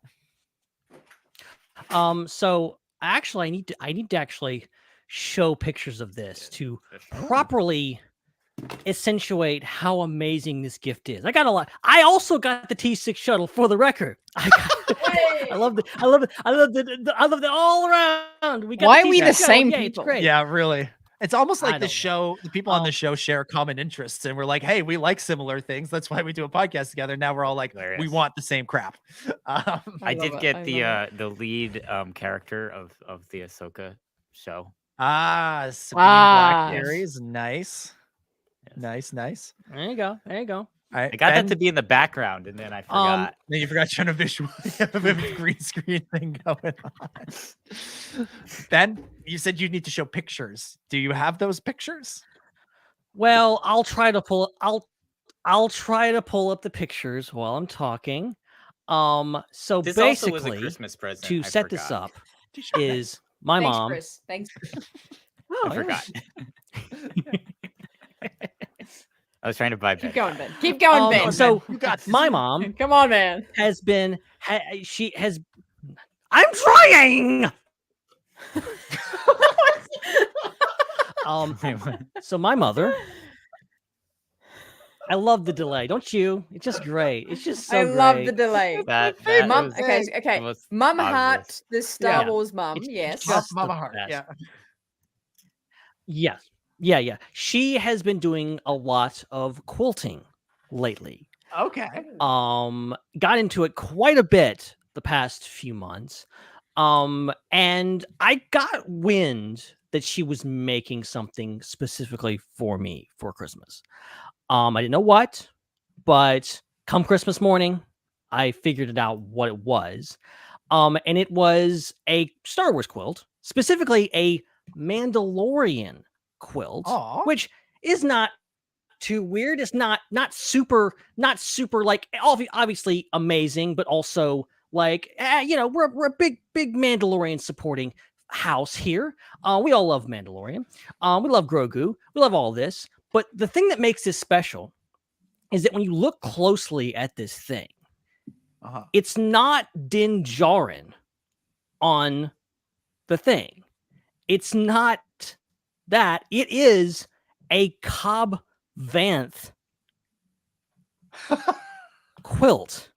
Whoa. And I swear to God, I cannot freaking get the pictures. Whoa. Amazing. That's What a niche. way to be unique. Specific. Cobb Vanth. One of one. Vanth refrigeration. Incredible. One for one. Cobb Vanth. Yeah, that's something else I'd insane. like in I swear I 2024 have is the pictures. to know what's going on with Cobb Vanth. Yeah. They had him in the back to tank with the mods guy at the end of Book of Boba, and then nothing. He's been absent. I can confirm he's in the latest book of the Star Wars character encyclopedia that just came out, because that's another thing that I got, and he is in it. So he matters, clearly. They want people to remember him. Counts. Hannah, you look like you're holding something quite substantial there as well. Yeah. I didn't want to steal Ben's light here. I think he's still trying to find his We pictures. need more stalling. I might have already shown this before. On We'll the get it show, eventually. But the gift of it was my parents got it framed. Oh, I don't know how to get it without the reflection of the computer. It's an original 77 poster. And it's got like even the Coca-Cola branding on the. I was on gonna the say, is bottom, that a Coke ad? Yeah, right. Wow. Like from the cinema it was in, but I've had it, but it's just been loose. But because it's original, like the paper's really thin and like fragile, so they got it framed, professionally framed. So that's safe awesome. now. Yeah. So that was cool. That was a good addition. Yeah, that's really collection. cool. Yes. Nice. Matthew Hardy in the chat has a suggestion for us that we should all build our T6 shuttles on the air. That we should do a special live stream with all three of us building our race down. We should race and see who does it first. Oh my god, that's the next game. That's the next game. Yes, I'll beat Ben in that. Yes. Honestly, that sounds like a great idea. Try me. We might have to do that. That might be, that might tune in next week. There's no news. We'll just be building Lego. And Chris just has to do Muppet impressions of famous Star Wars lines the whole show while we build, because he doesn't have one, so he'll just do that for the show. Yep. Yeah. Nailed it. Okay. All right, Ben. I see you got slides in here. All right. You ready for this? You ready for this? Yay! All right, here we go. All right, that looks cool. Oh yeah, that is Cobb. Yeah, that's Cobb Van. Okay, so if you could, it might be. Yeah, it actually. Yeah, you could see because what's funny is my mom has no idea who Cobb Vanth is. Okay, she doesn't know who Cobb Vanth is. Yeah. She's seen The Mandalorian. She's seen that episode. She's seen the Book of Boba Fett. She still is like, oh yeah, I made you a Mandalorian. I'm like, this is great. Do you realize how special this is, Mom? Do you realize how amazing this is? Do you realize how many people I know would pay good money for a Cobb Vanth quilt? Like, come on now. And we'll have Cobb Vanth quilts available in the Star Wars Underworld store starting in March 2024. No, that's great. That's so cool. I Ridiculous. love it. That was easily the best gift. I got a lot of good gifts, but that was easily the best one of the year. That's amazing. That's awesome. Well, Merry Christmas, everyone. That's terrific. Great question, Dr. Hugh. Great question. Next up, we have a question from Andrew. Andrew asks, welcome back. Happy New Year. What Star Wars book or comics are you most looking forward to this year? Star Wars books or comics? Andrew, I think you've mistaken where you're submitting your question to. This should be going to Ask Ion Canon. Wrong podcast. What Star Wars books are coming out this year? I don't even know. There's a couple of good ones. So what I'm kind of interested in is there's two books that are coming out this year that are going to bookend the Phantom Menace. There's the one that's by John Jackson Miller that I can't remember what it's called, and there's the Living Mace Windu one. Force. The Living Force, thank you. And then there's the Mace Windu one, the Glass Abyss that takes place after the Phantom Menace. That I think it's just kind of interesting that they're choosing to bookend that movie with these two books in that way. And so I'm kind of intrigued how they're going to play into one another and how they're going to interface with the Phantom Menace. So I'm kind of looking forward to that. And any and all High Republic related books and comics. I'm really enjoying those. Eye of Darkness was last year, but it was a terrific start to Phase 3, and I'm looking forward to the rest of Phase 3. Anybody else going to read any Star Wars books this year? Yeah. Yeah. Who's not? Books. Books. Education. Yeah, probs. I don't know actually specifics yet. You're like, maybe. Well, one other thing I got. Looking forward to the visual dictionary for the next Star Wars movie. Yes. Same. Yes. One other thing I got for Christmas was the Star Wars Archives, the original trilogy version. Like I got the mini version. I get the ridiculous big version. That's but I got good. the mini That's version. going to be really good. Yeah, I'm really looking forward to reading that. I know technically that's from a couple years ago, but I'm going to read it this year, so counts for me. Nice. There we go. All right. Good question. Good question. I think we should get the Ion Canon guys on that one as well. What books and comics are you looking forward to? And Tractor Beam too. Get them all in there. All right. Finally, We have one from Joel Davis. Joel says, hello, Underworld. As we look into the future, I've been thinking about the Mandoverse and the overall direction it's going. Dave has said in interviews that he's not just going to do an Empire versus Rebels redux again in terms of the conflict like the sequels did. That being said, how do you think the conflict between Thrawn and the Remnant can differ and be unique outside of the New Republic now being the dominant power? What do you think Thrawn's plans are at this point outside of getting the warlords to work with him and maybe having an army of Night Sisters and brothers on his side? Also, how can you make the conflict serious enough but not big enough that it doesn't make the New Republic look stupid in the long term for not treating the First Order as a threat? Curious to hear your speculation on this. Interesting question. What are we thinking? How do you make?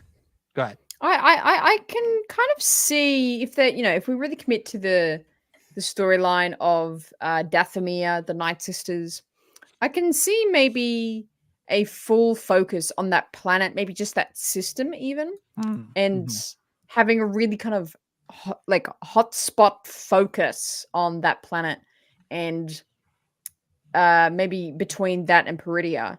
Of, even though Thrawn, he's got his big chimera and the weird troopers and a couple Night Sisters backing him, I think he still needs to build up a lot of resources. It's not just like he's got a lot of things maybe back there, so maybe a season 2 or a continuation of whatever the story form is in. It's still got to be quite focused on probably Dathomir, the system around, and again, not like it's not just going to be like immediate galaxy-wide war. Like, I think it's going to really have to build up to that. So that's how I see it. I can see it being quite a focused one-on-one in terms of like Thrawn and his pals and Hera and her pals. Like, it can be still just that level. Yeah, that's what I was kind of thinking too. Is really focusing on the Night Sisters element of it. Can create a lot of tension and action that doesn't have to do with all Imperial remnants versus New Republic fraction, whatever you're gonna call the Hera's troops group. Hera's heroes. Hera's heroes. So that makes a lot of sense. And I would rather see that, because we've already seen so much of Empire, Imperial remnants, First Order versus New Republic, Resistance, Rebellion. Like, I that's why those episodes of the Clone Wars with the Night Sisters in it are so interesting, because they're unique, and seeing that in live action, I think, would be really cool. Yeah. Ben? Yeah, there's something that I wish they had done in the sequel trilogy that I think they're starting to do in these shows, which is kind of like show this very down and dirty kind of ragtag version of the Empire. I think it's a really interesting design choice. Just basic production design level. I'm just like, yeah, Thrawn's been hanging out on this planet, and his stormtroopers aren't sleek and shiny. They've got bandages all over them, and they're dirty and all this kind of stuff. We saw similar stuff on in Mandalorian season 1 with like dirty stormtroopers, stuff like that. And I think a lot of filmmakers have approached Star Wars, specifically the Empire or anything like the Empire, such as the First Order, just being like, oh, it's all their thing is like being shiny and sleek, and it's in opposition to the Rebels, who are kind of with Resistance, which are more rough and tumble. I like the idea of, the New Republic is the force to be reckoned with in the galaxy. It's the shiny Empire in this scenario, and the Rebels are actually the Empire this time. I like the idea of like, okay, well, they're things like, and we already see in Mandalorian season 3, the Empire making alliances with pirates and stuff like that. Like, what does that look like on a grander scale of the New Republic is the government now, and now you have a rebellion of Imperials, perhaps reuniting with sects of pirates or smugglers or whatever else. We're always told that like they just go to the highest bidder. Well, they went with the rebellion during the war. Now what happens when it goes the other way, when the pendulum swings the opposite direction? I like that idea. And yeah, also zombies, zombie stormtroopers and Night Sisters. That's going to make things real interesting and real different real quick. One area where I feel like the Mandoverse version of Thrawn is a real departure from the book version of Thrawn is that this version of Thrawn seems to be very interested in the sort of supernatural elements of the galaxy. You know, Thrawn in the books was very militaristic. He didn't think about the Force a whole lot. You know, he sort of thought of these things as, you know, sort of unnecessary, superfluous to what he was doing. And that's kind of the Thrawn we got on Rebels, but then he kept losing because of the Bendu and the space whales and these things that, you know, don't factor into typical military strategy. And so I feel like Thrawn now, his plan is to utilize the sort of supernatural and the magical and the forcey sort of ideas in the galaxy. And he'll be rallying, but following his time with the Great Mothers and his time on Peridia. And now he's obviously got ties to the Night Sisters and whatever's going on Dathomir with all those coffins. Like, I feel like Thrawn is going to be using kind of a magical army to go up against the New Republic, which, Ben, as you said, is now sort of the more traditional military. As for how the New Republic doesn't look like complete idiots with the whole First Order thing, I think they already kind of do. I think Skywalker's Academy in the chat said they look like idiots, and the sequel trilogy kind of makes them look like idiots for not taking the First Order threat seriously. But somebody, Chris, I think you made this point during our Ahsoka conversations, which is, you know, this conflict might sort of happen kind of out of sight from the main New Republic force, and that it will be fought by the Mandalorians and, you know, the proto resistance, sort of these members of the New Republic that aren't following what guys like Senator Ziono want them to do. So characters like Hera, like Zeb, like Carson Teva, Mon Mothma, even to an extent, Leia and 3PO. Like, those are the characters that will be involved in this. The New Republic won't ever, you know, declare war on Thrawn. They'll just sort of join this sort of uneasy alliance with the Mandalorians. And, you know, it's been so long since Book of Boba and so long since Boba showed up in anything, but Boba's, you know, king of the underworld now, at least on Tatooine, so he can bring a lot of resources to the fight too. So you have this sort of unholy trinity of the elements of the New Republic, the Mandalorians, and the criminal underworld fighting against Thrawn and his, you know, army of zombies and different sort of magical creatures and things like that. So I think that's how you make it different. I suspect that's where Filoni's going, again, given his love for Tolkien and the Lord of the Rings and that sort of thing. That feels very in keeping with what he likes and what he does. Yeah, that makes sense. And I think the reasoning behind that was that they don't believe Leia that the First Order is a threat, because I think the point of the Resistance in The Force Awakens is that they're a splinter group. They're not actually the New Republic. The New Republic doesn't really sponsor them. And so in order for that to happen, there can't be a credible threat revealed prior to that. And if anything, it has to be revealed as uncredible. They have to actually not even believe that Thrawn existed and was defeated in the first place. Yeah, well, and we're even seeing kind of the seeds laid for that. You know, Senator Ziono is kind of like, what are you talking about? Space whales and, you know, a Jedi and non-Jedi. These are all, you know, stuff from fairy tales and fiction. These aren't real threats. These aren't real things. And I think that's how you write it off. It's very kind of Game of Thronesy, how they didn't take the Night King and the threat beyond the wall seriously until the very end. Do you always find it interesting, like the kind of the audacity of disbelief in Star Wars? How in the Star Wars universe, like, really crazy things can happen, and yet almost every movie is predicated on disbelief. Yeah. Like, that can't happen. Like, they again. can't. Yeah, it's like the Phantom Menace is, we can't believe that the Sith can return, and we can't believe that somebody can just blockade a planet. We don't believe those things could happen. And then you get to It's so true. You get to A New Hope, and it's the same thing. We don't believe that there's Force users anymore. Jedis are mythological things. There's no Force. We don't believe in this.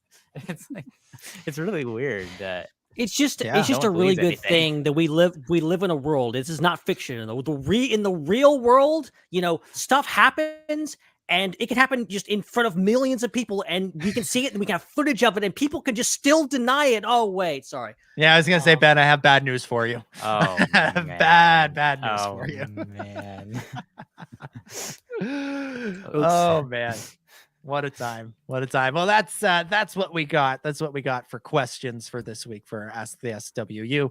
Make sure if you want to submit questions for next week and all future shows, the place to do that in between shows is on Discord, or if you forget to do that, you can also super chat them to us during the live shows. But yeah, I think that's about where we will leave things. It's been a great return, a great start to 2024, but that's where we will begin to wrap things up for this week. All right. Yeah, so that'll do it for this episode of the Star Wars Underworld Podcast. Thank you, everybody, so much for watching and listening to the show and sticking with us in a year that is 2024. We'll be back with another episode, same time, same place next week. That place is on YouTube and Twitch and Facebook and any other site pretty much that has streaming. We're simulcasting to a bunch of them. Just follow at the SW on your favorite site. We might be simulcasting to that. And that time is at 6 p.m. Pacific, 9 p.m. Eastern on Thursdays, which is sometime on like Sunday in Australia or something. I'm not sure. Something like that. Yeah, some other day of the week, whatever time is now. That's when it is. Friday afternoons. There we go. I heard it's actually 2025 in Australia already. Yeah, we're already there, actually. Yeah. Yeah, you betcha. Enjoying the new Star Wars movie. And of course, at the SWU is where you can follow us on social media. Dominic, thank you so much for hosting tonight. Thank you for all the dad jokes. Oh, you're welcome. I accidentally took my cat's medicine the other day. Don't ask meow.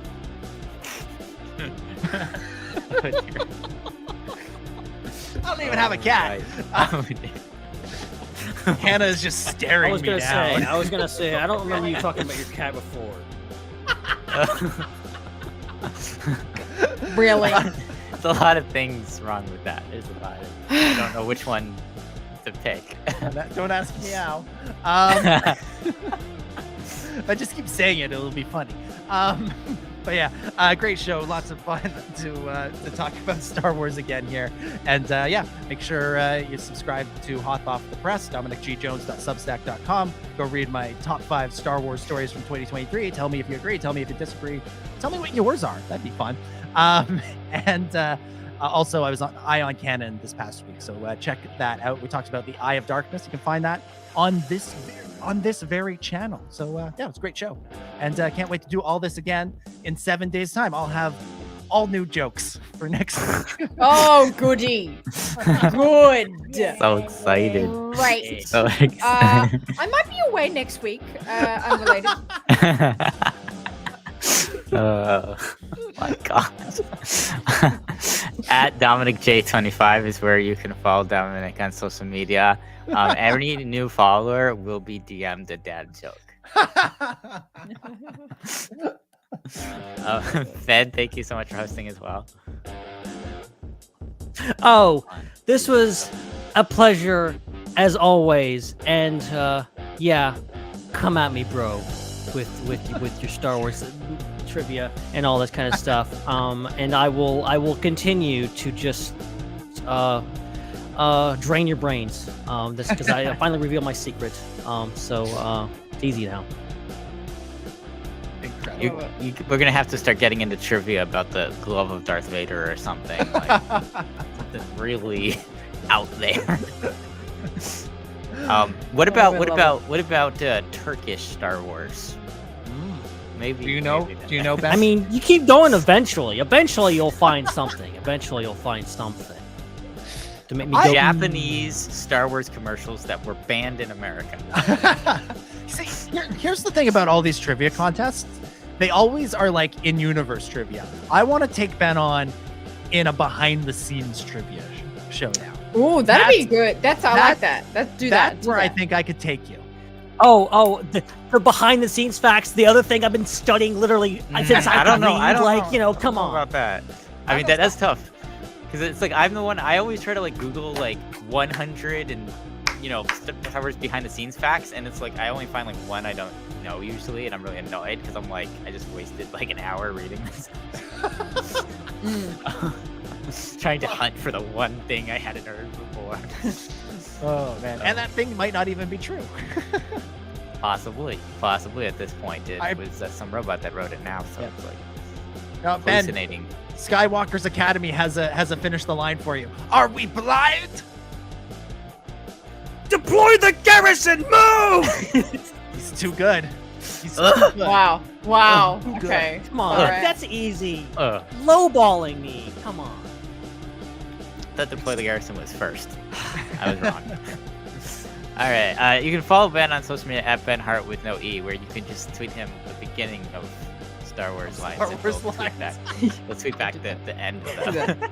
That's what he'll do when you follow him on Threads and all the other places where at Ben Hart with no E is. Hannah, thank you. I am literally in the middle of quoting every single line in the first original Star Wars movie, A New Hope, on all of our Star Wars Underworld socials. Okay, there's a reason why these things are stuck in my head. Can you be more upset, Ben? Please. Can you just turn it up more, please? Yeah, can you be more upset about being right? Me so angry. That was really timed with the music. That was really good. Oh my gosh.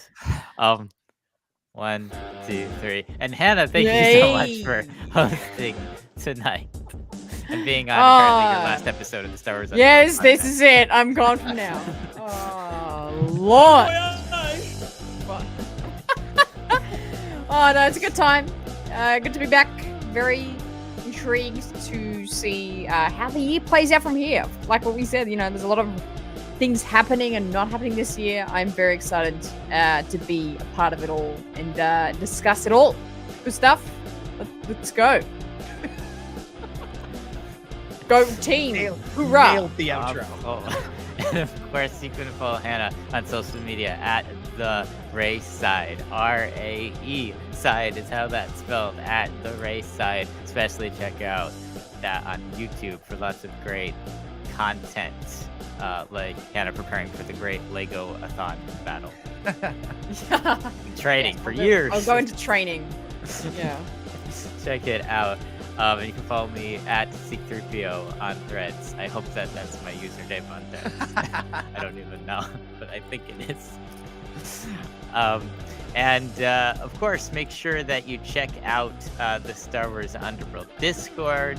The link to that is in the description of wherever you're watching this. It'll be there, so click the link. Download Discord if you haven't. It's super fun over there, and then you can be part of the next Ask the SWU. And make sure you check out all the other shows on the Star Wars Underworld Network. Check out the Raeside, check out Iron Cannon, check out Tales from Beyond the Galaxy, Tractor Beam, and more. And last but not least, if you haven't already, on your way out of here, make sure you punch the subscribe button. For every subscriber, there will be another dad joke. So make sure. Again, we're just losing. We're losing subscribers. Yeah. But Yeah. if you unsubscribe, there'll be 2. Oh. Balance the people out there. That's what balance of the Force means. That's Finally that's figured the it out dyad. after all That's these real years. I dyad. am the Bendu. The middle. Thanks to everybody who super chats with us, and thanks to our channel members. We'll be back next week for Ben and Dom and Hannah. My name is Chris, and may the Force be with you.